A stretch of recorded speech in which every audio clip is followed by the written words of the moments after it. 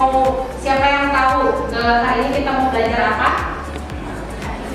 IPPDS ya. Dengan mata pelajaran IPPD ini, hari ini Ibu akan membahas dengan kalian penyakit pada sistem imun, yaitu penyakit HIV atau AIDS. Coba siapa yang bisa menebak apa ini? Oke.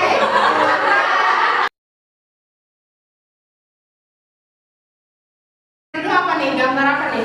Bau badan. Bau badan, betul sekali. Ke apa persepsi nih? Siapa yang tahu dari data ini? Ada nggak yang bisa baca? Apa yang terjadi di sini?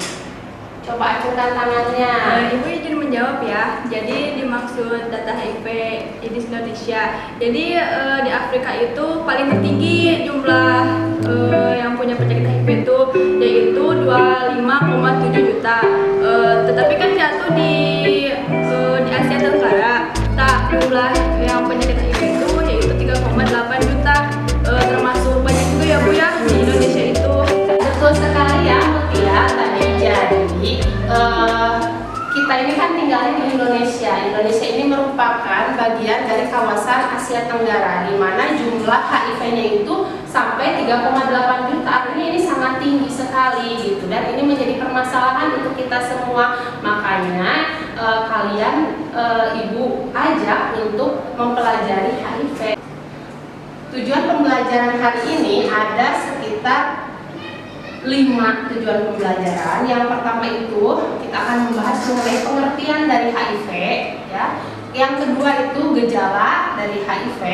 Yang ketiga itu cara penularan HIV. Yang keempat adalah pencegahan HIV.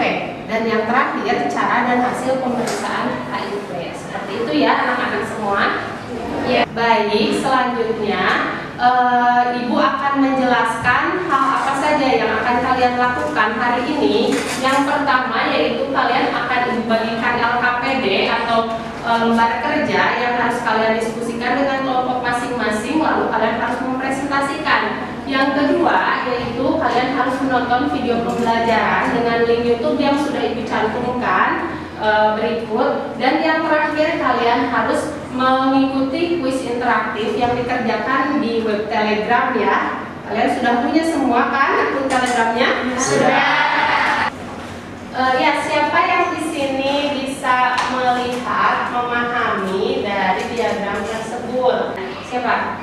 Aku Ya, Rindi, silakan.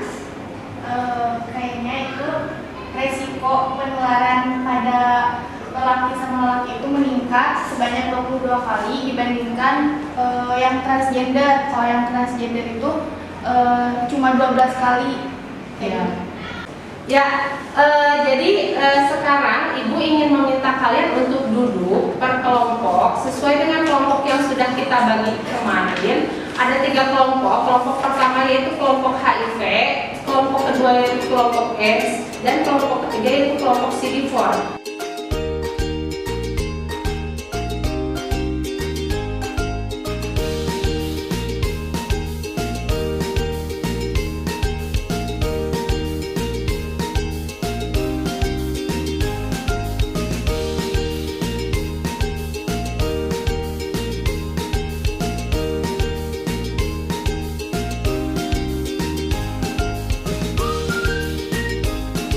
Ya, gimana udah selesai belum tugasnya? Belum. Untuk memperjelas dan kemudian untuk menambah referensi, Ibu ada sebuah video nih. Kalian tonton ya. Ini videonya itu tentang cerita inspirasi dari seorang Oda atau orang dengan HIV/AIDS.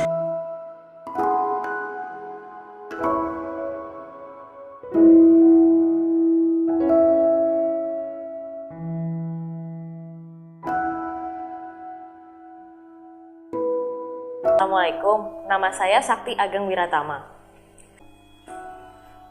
Sekitar kelas 2 SMK, saya mulai mengenal Facebook.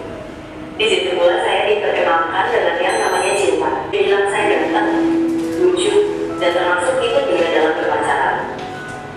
Awalnya saya takut untuk diajak bertemu, karena saat itu saya awal masalah dunia percintaan, apalagi sesama jenis. bagaimana masih ada yang belum terjawab pertanyaan-pertanyaan di dalam LKPD-nya?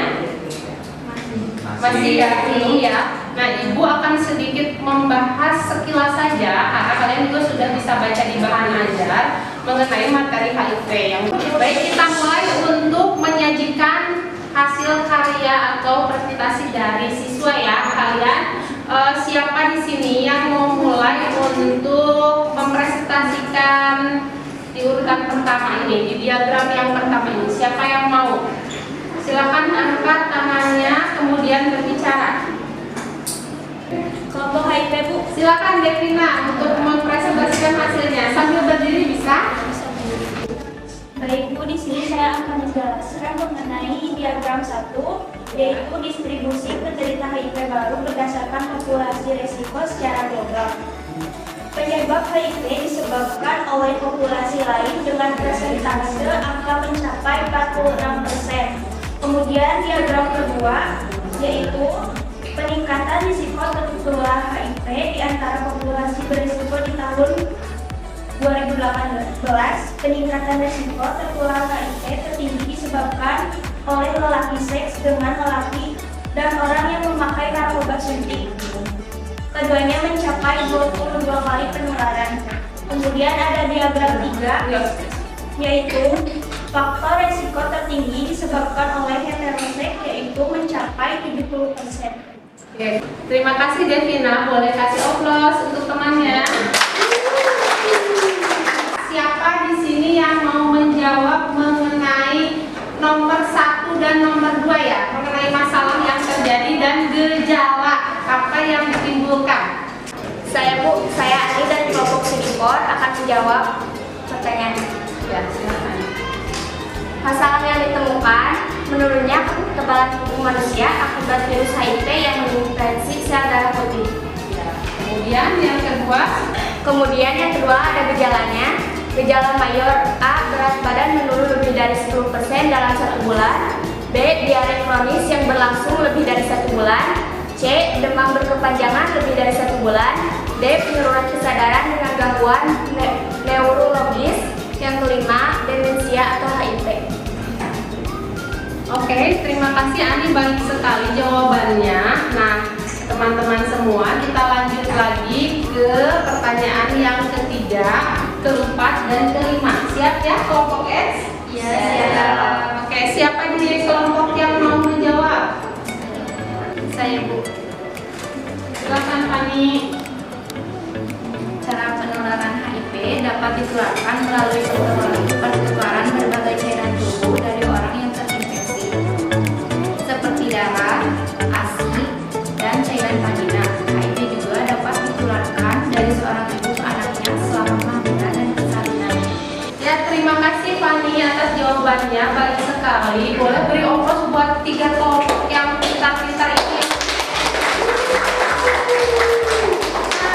Nah, masih ada satu lagi pertanyaan yang belum terjawab, yaitu pemeriksaan apa saja yang bisa dilakukan pada pasien HIV/AIDS dan bagaimana menginterpretasikan hasilnya. Siapa yang mau jawab? Silakan acungkan tangan. Saya Bu. Saya akan menjawab pemeriksaan HIV/AIDS. HIV/AIDS, pemeriksaan HIV/AIDS terbagi menjadi 2. 1 pemeriksaan serologi, 2 pemeriksaan virologi. Saya akan menjelaskan hasil pemeriksaan HIV/AIDS. Yang pertama, hasil pemeriksaan HIV positif. Jika pemeriksaan serologi dengan metode atau reagen yang semuanya menunjukkan hasil reaktif atau terdeteksi HIV pada pemeriksaan virologi, kuantitatif atau kualitatif. Yang kedua, hasil pemeriksaan HIV negatif. Jika hasil pemeriksaan serologi pertama non-aktif, pemeriksaan serologi kedua dan ketiga non-reaktif dan tidak ada faktor resiko. Yang ketiga, hasil pemeriksaan HIV indeterminan. 2 dari 3 hasil pemeriksaan serologi non-aktif tapi ada faktor resiko. Terima kasih Ridho atas jawabannya. Betul sekali bahwa hasil pemeriksaan itu ada 3 ya. Hasilnya ada positif, negatif, dan indeterminan. Sekarang ada nggak yang belum kalian pahami yang mau bertanya? Boleh nanti ditanggapi oleh kelompok lain. Baik, saya akan bertanya kepada kelompok A, apakah obat HIV aman untuk janin? Terima kasih. Baik, terima kasih. Saya akan menjawab pertanyaan dari Agung. Jawabannya yaitu aman untuk janin. Terima kasih. Baik Bu, saya ingin bertanya mengapa kaum homoseksual menjadi risiko tertinggi menghadapi HIV? Terima kasih. Ibu izin menjawab. Ya, silakan Resma. Tadi pertanyaan dari Andri ya, mengapa kaum homoseksual menjadi resiko tertinggi mengidap HIV? Yaitu karena seorang gay berganti-ganti pasangan seksual, biasanya dia akan memilih pasangan yang berasal dari komunitas yang sama, dan ini menyebabkan penularan HIV jadi lebih marak ditemukan pada kasus penyakit sesama jenis. Terima kasih Resma atas jawabannya. Ya, baik. Terima kasih atas pertanyaan dan jawaban yang sudah kalian berikan ya.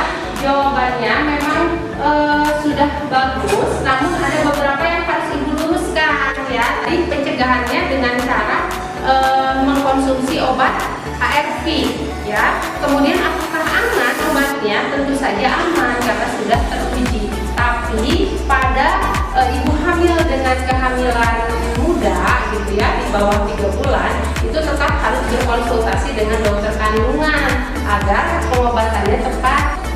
Ya, kemudian dari pertanyaan terakhir kan tadi dari Andri ditanyakan mengapa kaum homoseksual menjadi kaum yang paling tinggi resiko penularan HIV? Karena memang betul sekali mereka kebanyakan mencari pasangannya itu dari komunitas yang sama. Selain itu mereka juga kan melakukan hubungan seksualnya melalui anal seks ya.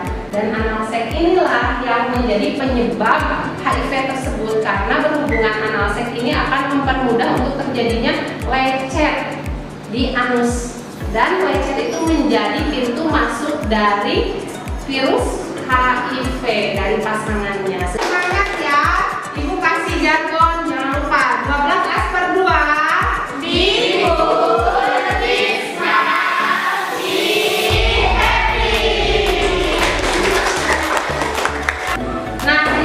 siapa yang mau bantu Ibu untuk menyimpulkan pembelajaran hari ini mengenai penyakit HIV? Silakan dari mulai kelompok pertama. Indi, Kemon. Untuk kesimpulan pertama, HIV merupakan penyakit menular yang banyak disebabkan oleh perilaku seks yang menyimpang. Oke, bagus sekali. Sekarang kesimpulan yang kedua, silakan kelompok Indira. Dari kesimpulan yang kedua, penyakit HIV tidak ada obatnya, aman untuk ibu hamil dan konsultasi ke dokter. Oke, terima kasih. Bagus sekali. Kelompok yang ketiga, silakan Destri. Dan dilanjut dengan kesimpulan ketiga, hasil pemeriksaannya dibagi menjadi 3, yaitu positif, negatif, dan induktifnya. Terima kasih semuanya. Jangan lupa Ibu ada sebuah kuis yang harus kalian kerjakan di Telegram, dan untuk materi minggu depan kita akan membahas mengenai masih tetap dengan penyakit sistem imun, yaitu penyakit lupus. Serta Ibu ingin kalian mengisi refleksi yang ada di Google Form yang akan Ibu share linknya, dan juga kalian minta tolong Ibu untuk melakukan feeling express dengan emoticon yang menurut kalian sesuai dengan kondisi kalian saat ini setelah pembelajaran.